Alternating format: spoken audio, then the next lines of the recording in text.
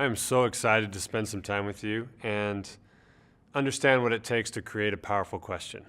As I thought about the different questions I've asked in my life and the responses I've gotten from the questions I've asked, I've found that there are certain types of questions that really do produce.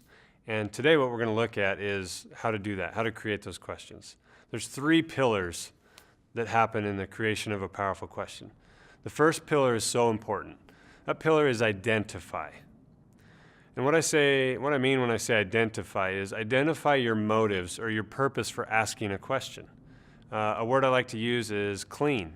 Is your purpose clean as far as why you're asking this question? Is it a selfless motive? Is it one where your desire is to help whoever it is you're asking the question, including yourself?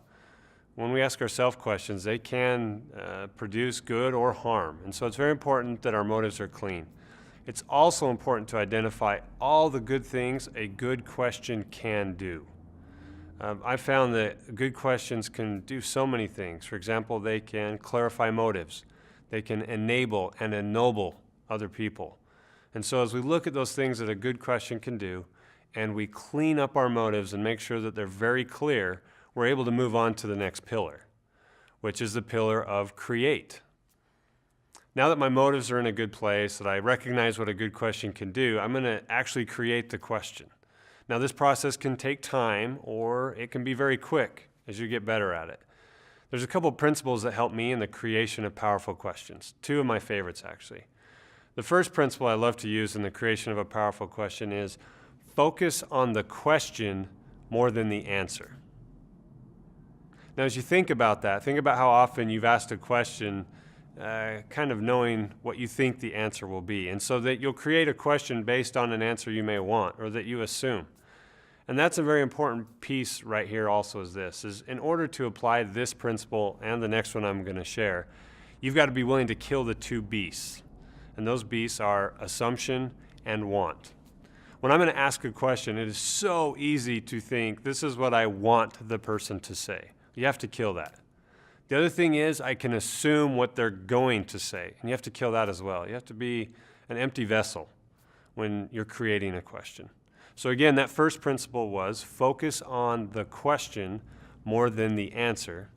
And then the second principle, which I love and has helped me so much, is this. Produce questions that create inspiration with information. Most of us ask questions that just produce information, and those aren't necessarily powerful because now someone's just regurgitating something either you've said or something they may know. But if I create a question that produces inspiration, I am now helping someone go somewhere they maybe have never been before. I'm helping someone grow and learn and be more than they are, and that will always produce engagement. That will produce learning, and many times it produces the retention that we want people to experience. So now, I've identified my motives, what good questions can do. I'm in a good place. I've recognized some principles I can use to create powerful questions, and I've created this amazing question that I now share with someone. When I do this, I will always experience something very powerful, and that is their response.